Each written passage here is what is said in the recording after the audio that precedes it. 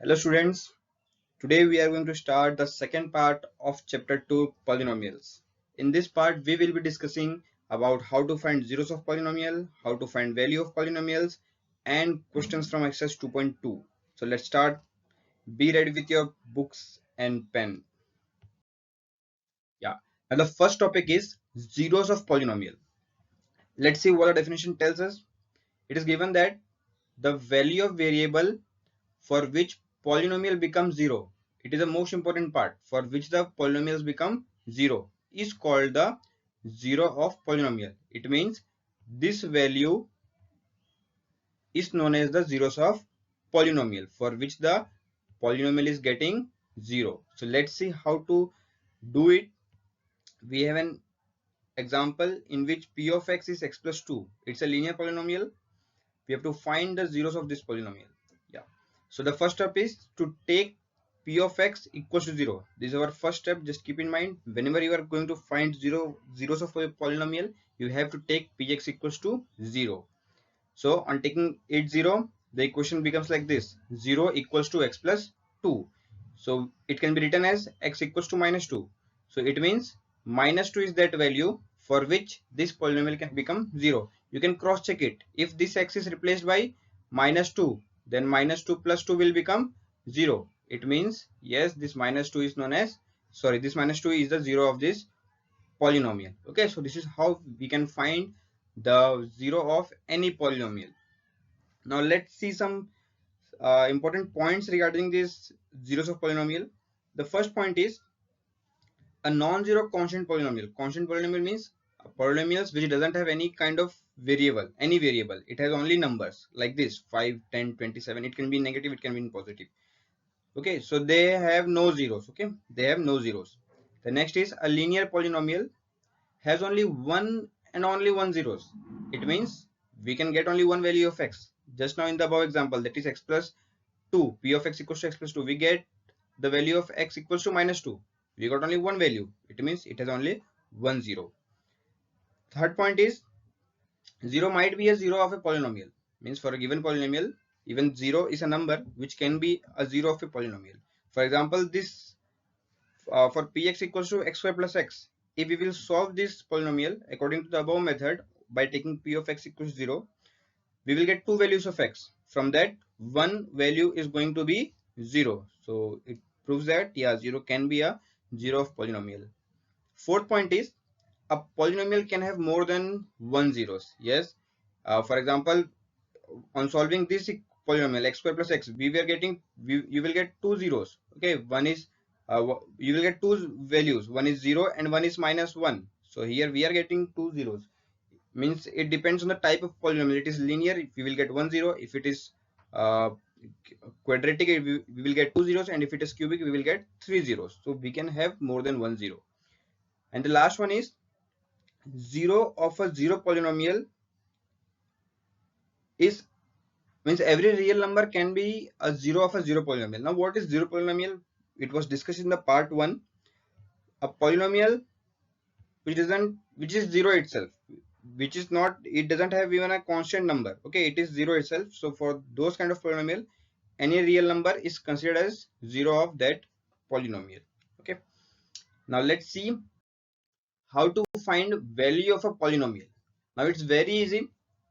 If suppose for a polynomial, first of all the polynomials are written as p of x, and if the given expression is in terms of y, means the variables used in those polynomials is y, then it will be, then we will write it as p of y or p of z or p of m or p of t. Okay, so this the letter written in bracket denotes the variable which is being used in that polynomial.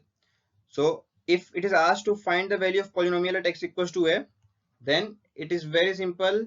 Like p of a means, what we have to do, we have to just replace x by a. That's it. Let's see an example. Here a polynomial has been given. It is p of x equals to x square plus x plus 5, and we have to find its value at x equals to 5. So what we have done, we have just replaced the value. Here this x has been replaced by 5. Here this x, these two x are replaced by 5, and according to the operation given, we have taken the square. 5 square 25 plus 5 plus 6. So the final answer is 36. So this 36 is the value of a given polynomial. Now a value of a polynomial, it can be negative, it can be positive, and it can be zero. Okay, all these three types of answers are correct. So this was about how to find a value of polynomial. Now let's move towards the exercise 2.2, question number 1.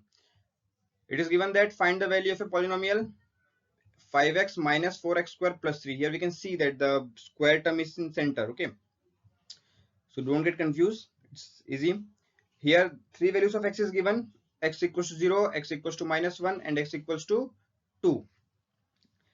The first one is x equals to minus 1. Here I have left this x equals to 0 for you. I will be explaining you x equals to for x equals to minus 1 and for x equals to 2. Okay, so let's see. We have in this way you have to write the polynomial, then you have to replace the values. On replacing the values, this x will become minus 1, here minus 1, and above there is a square. So on solving this, 5 into minus 1 we will get minus 5. Minus 1 square is 1, so 4 into 1 it would be 4, and this negative sign is here. Okay, so on solving these three numbers, minus 4 and minus 5 and minus 4 will become minus 9. Then minus 9 plus 3, final answer is minus 6. So this is the value of p of x at x equals to minus 1. Similarly, we can solve it for x equals to 2. We simply have to replace all the x by 2. So you can see here 5 into 2, then 4 into 2 square. Just keep this in mind whenever there is a square or cube on a variable, there you have to do it carefully. Okay, 5 to the 10, this 2 square is 4, and 4 for the 16. Okay, so finally we will get minus 6 plus 3, that is equals to minus 3. So this is the value of polynomial at x equals to minus 1. Now here are a few questions for you to solve in your notebooks. Okay, just maintain a proper notebook and keep solving all these questions, and don't stop the video because there are a lot of important questions in this. Okay, and homeworks are there after each and every topic. Yeah, the question number 2 is find p of 0, p of 1, and p of 2. Means we have to find the value of polynomial for three values 0, 1, and 2. Okay, for this polynomial, that is y square minus y plus 1. So for p of 0, it will become 0 square minus 0 plus 1. So final answer is 1. Similarly for 1, we just have to replace the value of y by 1. So 1 square minus 1 plus 1. This 1 and minus 1 will get cancelled, and the left out answer is 1. So our final answer is 1. Similarly for 2, p of y is equals to y square minus y plus 1. We have replaced the y value of y by 2. So 2 square minus 2 plus 1. So it will become 4 minus 2 plus 1. And 4 minus 2 is 2, and then that 2 plus 1 is 3. So this is our final answer. Now in this question there are few more. In question number 2 there are few more sub questions, that is these three. They are from the textbook. You have to solve these three questions, okay, in notebook. For the same values for 0, 1, and 2, means each question you have to solve for all the three values. Here for this question, the variable is t, so you just have to replace the value of t, 1 by 0, then by 1, then by 2. Okay. Now let's see question number 3. Verify whether the following are zeros of polynomial indicated against them. Means we have to check that, for suppose this is a polynomial 3x plus 1. We have to check that this value is 0 of this polynomial or not. How we are going to check? We just have to replace the value. If the final answer is 0, it is we will say yes, it is a 0 of px. Otherwise, no, it is not a 0 of px. So let's check. So p of x we have replaced by minus 1 by 3. Again here minus 1 by 3 has been replaced. X has been replaced by minus 1 by 3. Now these 3 and these 3 can be cancelled. So left out part is minus 1 plus 1. So finally we got 0. It means yes, minus 1 by 3 is 0 of this polynomial. Similarly, here is one more question, that is 5x minus 5. Okay, and the value of x is 4 by 5.